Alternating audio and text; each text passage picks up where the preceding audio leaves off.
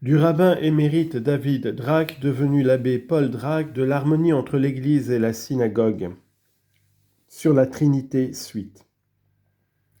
Saint Jérôme, si versé dans les traditions juives, dit à cette occasion « Iudei prudenti factum dicunt esse concilio, ne Ptolemaeus unius Dei cultor et siam apud Hebreos duplicem divinitatem deprehenderet. » etc. Le même père dit ailleurs, plusieurs croient, entre autres l'auteur de la dispute de Jason et Papiscus, Tertullien et Saint-Hilaire, que le texte hébreu porte par le Fils, Dieu créa le ciel et la terre. Ce n'est pas que le Christ soit ici expressément nommé, mais le sens du premier mot de l'Écriture sainte aussi, bien que le commencement de l'évangile de Saint Jean l'annonce suffisamment. Nous avons donc l'explication la plus naturelle de ces paroles du Messie. Voici, j'ai dit, comme il est prescrit pour moi dans le livre, voici je viens, Seigneur, pour faire ta volonté. Psaume 39, verset 8, Hébreux, chapitre 10, verset 7. Ce qu'il y a de bien remarquable, c'est que le principal livre kabbalistique, le Zohar, dit formellement que le terme Réchit est un des noms de la divinité et qu'il désigne le Verbe, la sagesse éternelle. Zohar sur la Genèse, folio 1, colonne 11. Que ce mot au commencement de l'écriture a pour préfixe la lettre Bet. On lit en note, dans la grammaire hébraïque, on appelle préfixe les lettres serviles ajoutées au commencement des mots. Fin de note. La lettre Bet, dont la valeur numérique est 2 ou deuxième, parce que le principe a deux natures, et parce que le même principe est le deuxième dans l'ordre du nombre divin. Enfin, que Réchit est au singulier. On lit en note, le Zohar se fonde sur ce que le texte ne dit pas Beréchis au commencement au pluriel. Ce pluriel signifierait au commencement de tous les commencements. Fin de note. Parce qu'il dénote une seule et même personne. Il serait trop long de rapporter ici tous les passages du Zohar sur la première section de la Genèse qui répètent plusieurs fois ces différentes propositions. Nous nous bornerons aux citations suivantes. Folio 1, colonne 10. Beréchit répond au mystère enfermé dans le nom Adonai.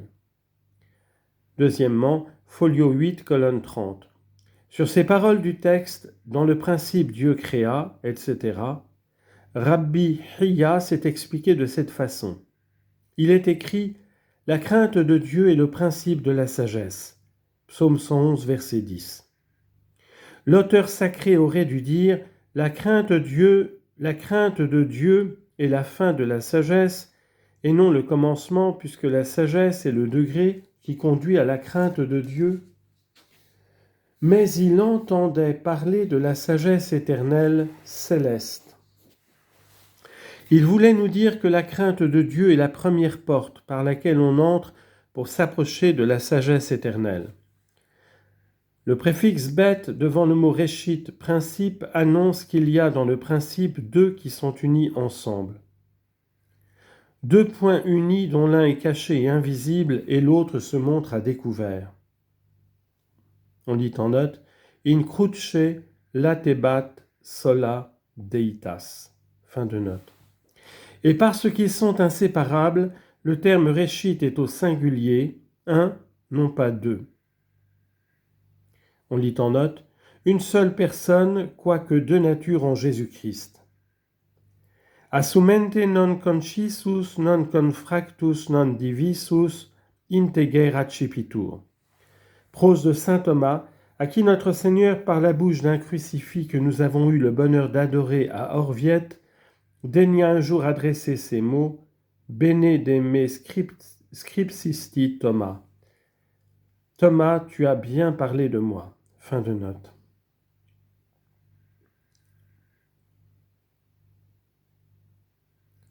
qui reçoit l'un également l'autre tout en étant qu'un.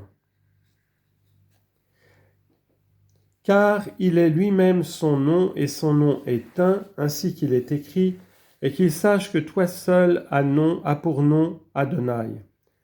Psaume 83, verset 19. Il résulte de ce passage important, d'abord que le principe, Réchit, est le Verbe, la sagesse céleste éternelle, et qu'il est en même temps identique avec Adonai. Ensuite, qu'il renferme en soi sans divisibilité aucune la nature divine et la nature humaine. En d'autres termes, comme s'exprime le rabbin, deux points dont l'un est caché et invisible et l'autre se montre à découvert. Ensuite, qu'à moins de recourir au sacrement de la très sainte Eucharistie, on ne saurait jamais expliquer ces mots, qui reçoit l'un, reçoit également l'autre. Folio 15, colonne 58, dans le principe mystère de la sagesse, dans le principe c'est le Verbe, qui correspond au degré de la sagesse et il est appelé Réchit. On lit en note. Jonathan ben Chouziel. Cette citation fournit une nouvelle preuve de l'antiquité de la paraphrase de Jonathan, puisque le Zohar lui-même est de beaucoup antérieur au Talmud. Fin de note.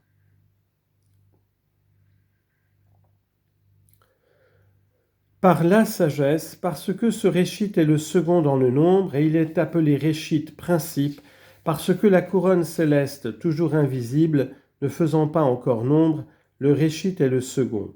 C'est pourquoi il est dit « Dieu produisit » Bet Réchit, le principe second. De plus, comme la sagesse d'en haut, à savoir la nature divine, est le principe, de même la sagesse d'en bas, à savoir la nature humaine, est aussi le principe. Par ce motif, il ne faut pas séparer la lettre Bet du nom Réchit. On lit en note. Les deux natures ont toujours été inséparables dans notre Seigneur, même quand il était déposé au tombeau. Fin de note.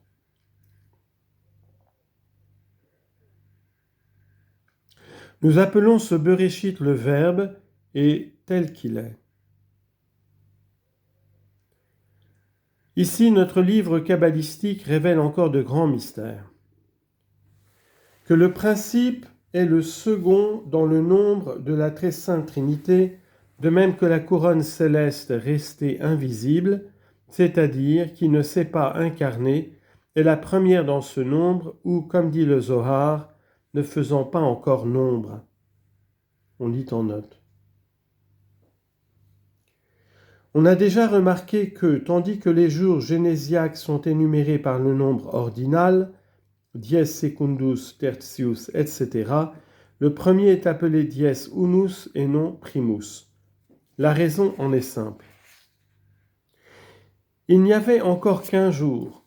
Or, primus est relatif à ce qui est après.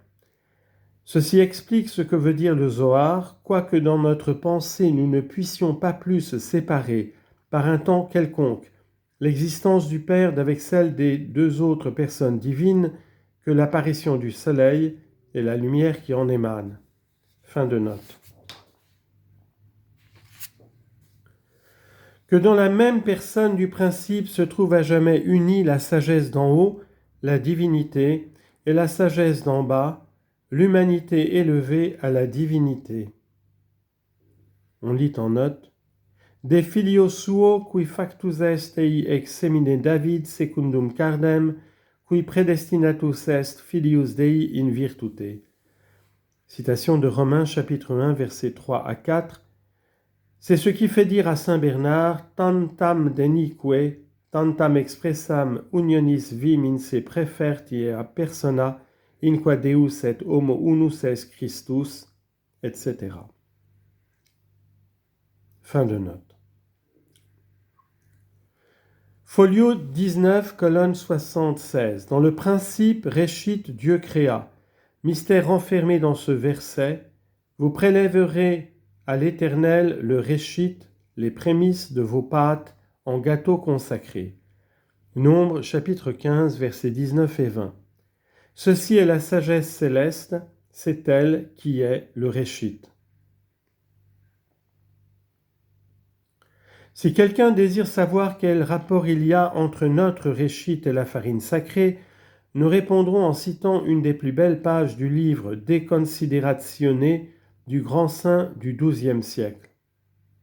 Sed et illa tria sata de evangelio, mixta et fermenta in panem unum, siquis ad ec tria dixerit pertinere, non incongruere, id mihi facere videbitur, etc.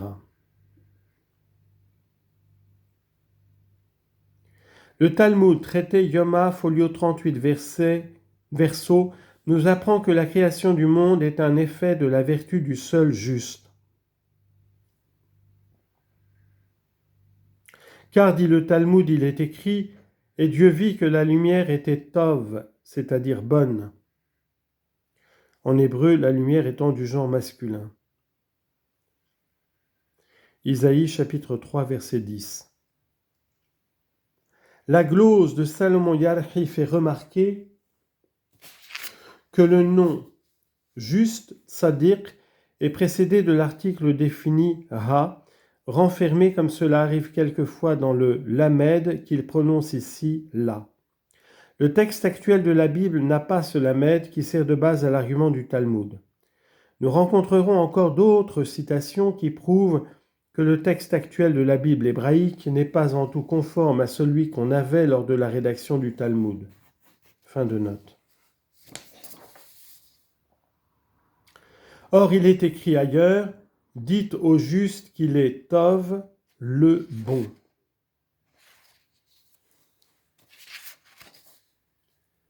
S'il pouvait rester quelques doutes sur l'application de ce Tov, bon, au juste divin, la citation suivante suffirait pour la confirmer.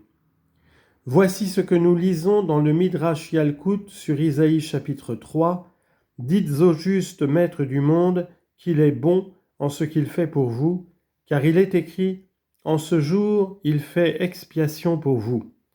Lévitique chapitre 16 verset 30. C'est pour cette raison qu'à la fête des tabernacles, on prend à la main des palmes et l'on chante « Louez l'Éternel car il est bon ». Psaume 17 verset 1, Psaume 18 verset 1. C'est ce que nous apprend aussi notre Seigneur dans l'Évangile, « Unus est bonus Deus ».